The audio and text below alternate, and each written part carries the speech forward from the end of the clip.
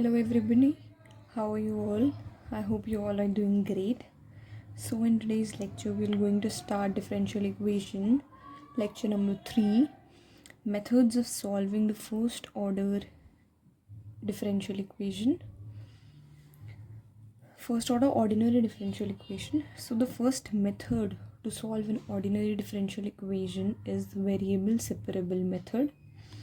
So let's get started. Consider the differential equation of the form dy by dx is equals to m of xy n of divided by n of xy, which implies that m of xy into dx minus n of xy into dy is equals to 0. मतलब हमारी differential equation है that should be in this form. मतलब जो भी हमारी differential equation होगी उसको हमें तोड़ मरोड़ के जैसे तैसे करके इस फॉर्म में लेके आना. Then we got are m और n कि हमारा m क्या है और हमारा n क्या है. So basically variable separable form क्या होता है कि वेरिएबल्स को सेपरेट करना मीन्स x और y को सेपरेट करना and then we have to solve it. This is known as the variable separable form. So m of x y मतलब m x और y हो सकता है, x और y कॉम्पोनेंट्स हो सकते हैं m में, is the function of x alone. मतलब m should be a function of x alone. Okay, say f1x. Okay, and then n of xy is a function of y alone, say f2y.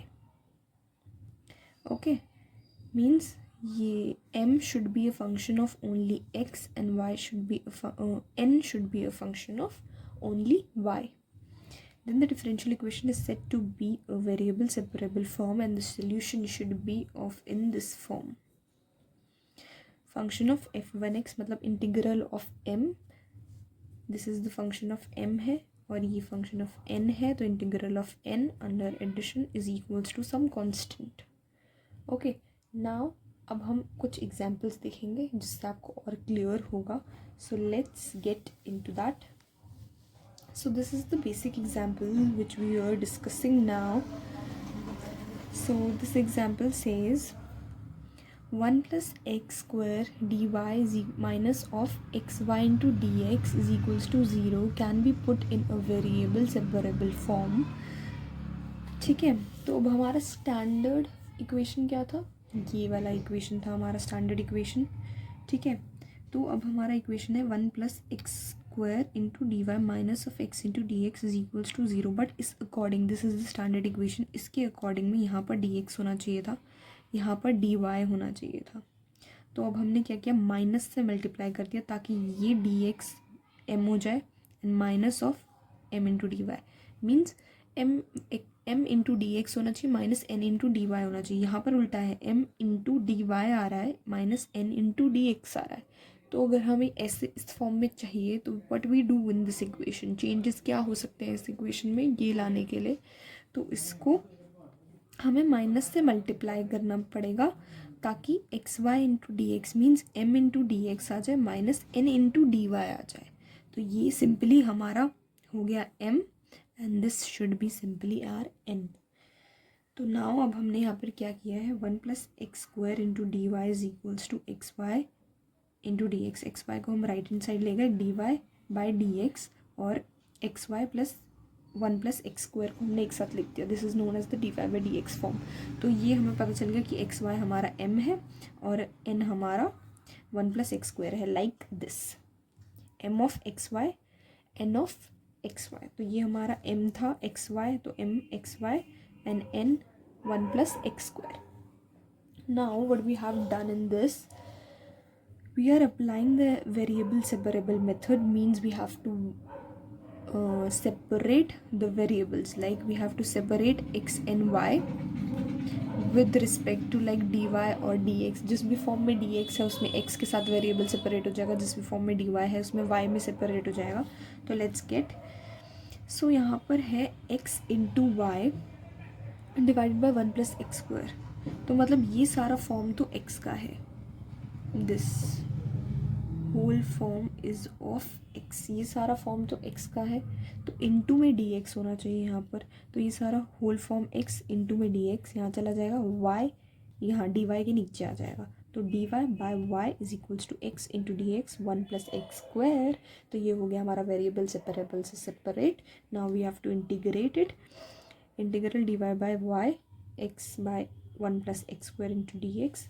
Integral of dy by y क्या होता है, log y is equals to 1/2, हमने multiply and divide किया है both sides, तो 1/2 into 2x 1 plus x square into d x. We are applying the property of logarithmic, so which is log of y is equals to 1/2 log of 1 plus 1 इसका integrate ये होता है log of 1 plus x square plus log c any constant, okay क्योंकि ये logarithmic है, otherwise हम just c add कर देते हैं, यहाँ पर लॉगरिदमिक फंक्शन हो रहा है तो हमने यहाँ log c ऐड करा है। So log of y is equals to log of, हमें ये पता है कि log के अगर आगे कोई भी कांस्टेंट होता है तो वो पावर में चला जाता है, 1 plus x square to the power 1/2 and log common आ गया तो मल्टीप्लाई हो जाता है constant. So y is equals to log से log cancel out, y is equals to c under root of 1 plus x square. This would be the solution. I hope you got it, but we are discussing right now this step कि ये इधर integrate से ये कहाँ कैसे आया। So now यहाँ पर हमें मेजरली ये डिस्कस करना है कि ये इस इंटीग्रल से लॉगरिदमिक फंक्शन कैसे ट्रांसफॉर्म हो गया, that's what we have to know. So कैसे हुआ ये हम आपको बताते हैं।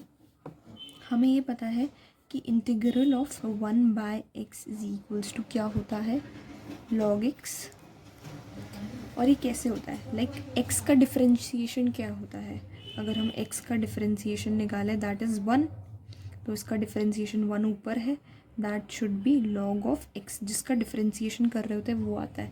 यहाँ पर भी हमने सेम यही चीज़ की है, that integration of 2x 1 plus x square, 1 plus x square का डिफरेंशिएशन क्या होता है, अगर हम 1 प्लस एक्स स्क्वायर का डेरिवेटिव निकालेंगे दैट इज़ 2x, यही होता है इसका डिफरेंशिएशन 2x, तो 2x ऊपर है, तो this is the function of log of 1 plus x square. This is something a property of log that you should have to remember it. So this is the solution. I hope you got it, आपको कोई problem नहीं होगी अब इस solution में। Now we will discuss the next question. So this is our next question, which says that this solve the differential equation dy by dx sin 2x y to the power 1/3. This is only the power of y. आप ऐसे भी करके लिख सकते हैं। Satisfying this initial condition, which is y of 0 is equals to 0. So dy by dx is equals to sin 2x y 1/3. अब इसको variable separable method से we are separating. So what we get is dy by dx. So dy y इधर आ जाएगा, separate कर लेंगे, y के पास y चला जाएगा, x के फॉर्म में sin 2x के साथ dx चला जाएगा। अप्लाइंग इंटीग्रेशन, इंटीग्रेट करके we have solve this is our integral. ये हमने इंटीग्रेशन सॉल्व कर दिया। इंटीग्रेशन सॉल्व करने के बाद we are applying the initial conditions which is given. This means x की वैल्यू यहाँ पर 0 है, y की वैल्यू भी 0 है, ठीक है। यहाँ पर x की वैल्यू भी 0 है एंड y की वैल्यू भी 0 है। अब x और y की दोनों की वैल्यू इक्वेशन 1 में वी हैव टू पुट, तो y की वैल्यू यहाँ पुट करने पे 0 आ जाएगा, यहाँ पर x की वैल्यू पुट करने पे 1 आता है, cos 0 इज इक्वल्स टू 1, तो -1/2 प्लस c, कॉन्स्टेंट की वैल्यू 1/2 आ गई। अब इस कॉन्स्टेंट को again we will put in this equation number 1। So equation 1 becomes 3/2 y to the power 2/3 minus of cos 2x plus constant की वैल्यू आई थी 1/2 विच इज़ 1/2।